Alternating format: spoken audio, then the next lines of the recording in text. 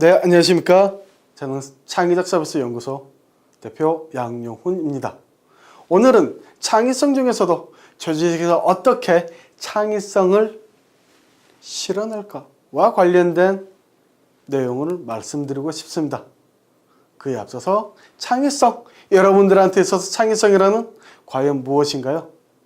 창의성과 관련해 가지고 여러 가지 저희들이 정의들은 있지만 기본적으로 조직에서 창의성이란 당면한 문제를 해결하기 위해 이미 알고 있는 경험과 지식을 해체, 분해한 다음에 새로운 아이디어를 다시 결합하는 것. 즉, 분해하고 결합하는 게 바로 창의성이라고 이야기를 합니다. 하지만 저는 창의성에 대해서 오해하고 있는 게 있습니다. 첫 번째, 창의성이란 무에서 유를 만드는 거다. 그리고 창의성이란 태어날 때부터 갖고 있는 거다라고 이야기를 하는데요. 사실 이 두 가지 모두 다 틀렸습니다. 무에서 유를 만드는 거다? 천만에요. 전 세계적으로 11억 개가 팔린 제품이 있습니다. 이 11억 개 어떤 제품일까요? 어마어마한 창의적인 제품일까요? 그렇지 않습니다. 기존에 우리들이 익히 쓰고 있었던 핸드폰, 카메라, 그리고 mp3 플레이어, 그리고 내비게이션을 하나로 합쳐놓은 바로 아이폰의 전세계 판매량입니다. 두 번째, 태어날 때부터 창의적인 사람이다. 과연 그럴까요? 네. 1093개 발명품을 만들고 3400개 아이디어 노트, 그리고 필라멘트를 만드는데 무려 6000번 이상을 실패한 바로 에디슨을 본다면 꼭 타고났다고 보지는 않을 수 있습니다. 이러한 창의성은 우리는 굉장히 다양한 표현으로 이야기를 하는데요. 절대 무질서하거나 괴상하거나 영재성과 관련된 부분은 아닙니다. 창의성과 관련해 가지고 가장 제가 좋아하는 명언은 바로 어니 젤렌스키의 창의성은 낯선 거에 대한 즐거움입니다.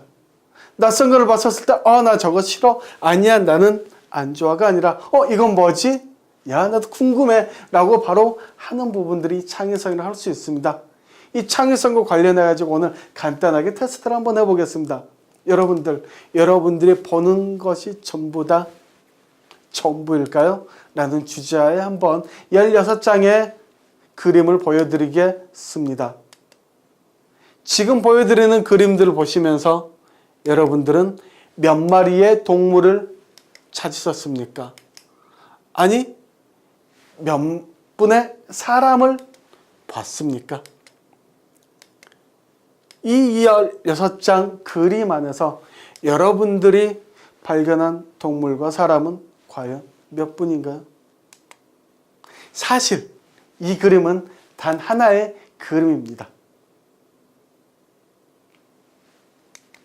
이 단 하나의 그림이라는 걸 여러분들은 맨 처음부터 아셨나요? 네.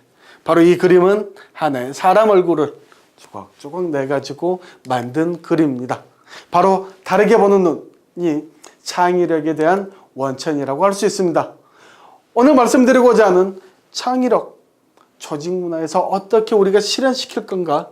창의성 실행을 위해서는 크게 5가지가 필요하다고 이야기를 합니다.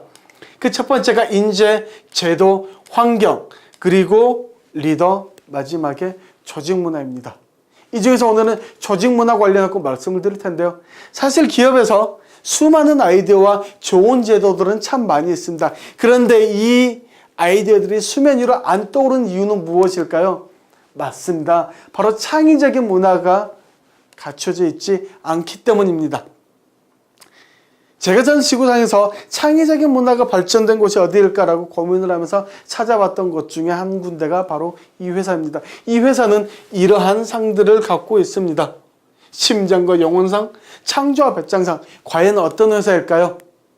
네, 9.11 테러가 일어났었을 때 수많은 모든 비행사들이 적자였지만 유일하게 흑자를 기록을 했던 사우스웨스트 라인입니다. 사우스웨스트 라인이 어떤 회사인지 정말 궁금해서 직접 찾아가 봤습니다.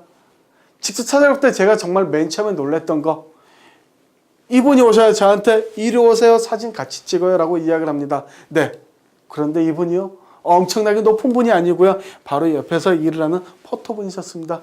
이 위에 올라가서 뒷모습을 배경으로 사진을 찍도록 해줬던, 그리고 이 날이 할로윈 되어가지고 보링패스 대신 이걸 했던 곳입니다. 본사에 찾아갔을 때 저는 그 단 한 곳에서 정답을 알 수 있었습니다. 바로 복도였었습니다. 이 복도에는 수많은 사진들이 있었습니다. 이 복도를 지나가면 사진들을 볼 때마다 제가 느꼈던 너무나도 즐거운 마음, 행복한 마음이 들었습니다. 너무나도 좋은 사진들이 많이 있었으니까요. 애완견과 찍은 사진들, 이렇게 사우스웨스트 커플들과 찍은 전부 다 웃는 사진들, 너무나도 즐거운 이 속에 또 다른 제가 핵심을 발견했습니다. 뭔가 경기장에서 치어리더도 있는 바로 이 사진들, 어떤 건가? 허브 켈러 이름도 보이고요. 이렇게 팔씨름하는 모습도 보이는데요. 이 그림을 보면서 어떤 그림인지 설명을 해주시더라고요. 한 작은 버스 회사와 같이 슬로건이 겹치게 되었습니다. 그래서 이게 우리 거다, 먼저 쓰고 있었다라고 버스 회사에서 소송을 제기했습니다. 그랬더니 허브 켈러가 야, 우리 그런 거 가지고 소송하지 말자. 우리 팔씨름 해가지고 이긴 사람이 그걸 쓰도록 하자. 라고 해가지고 경기를 했습니다. 이렇게 어마어마하게 크게 그렸으니 당연히 팔씨름은 누가 이겼을까요? 아닙니다. 팔씨름은 허브 켈러가 졌습니다. 그럼에도 불구하고 이 사장이 야, 너 정말 대단하다. 당신이 이거 쓰세요. 라고 이야기를 했습니다. 바로 이 문화가 사우스웨스트란이 긍정적인 창의적인 문화를 유지하도록 만드는 원동력이지 않았을까요?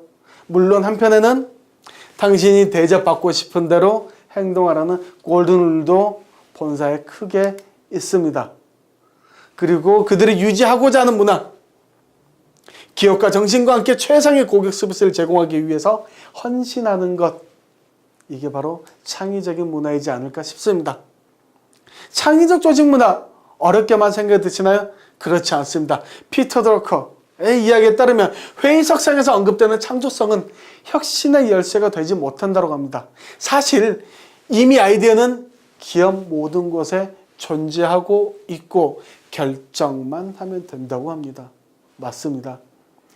제가 수많은 창의적인 컨설팅, 그 다음에 조직문화 컨설팅 강의를 하면서 느꼈던 부분, 정말로 좋은 의견들 많습니다. 그걸 어떻게 끄집어내는 그 문화를 만들 거냐가 바로 이 부분의 핵심이라고 할 수 있습니다.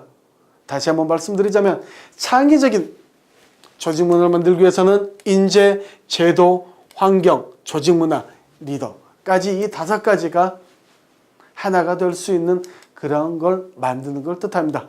마지막으로 여러분께 창의성 아직도 어렵게 느끼시나요?